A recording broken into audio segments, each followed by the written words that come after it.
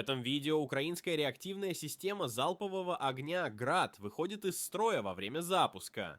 Одна из ракет вместо того, чтобы вылететь вперед, падает назад.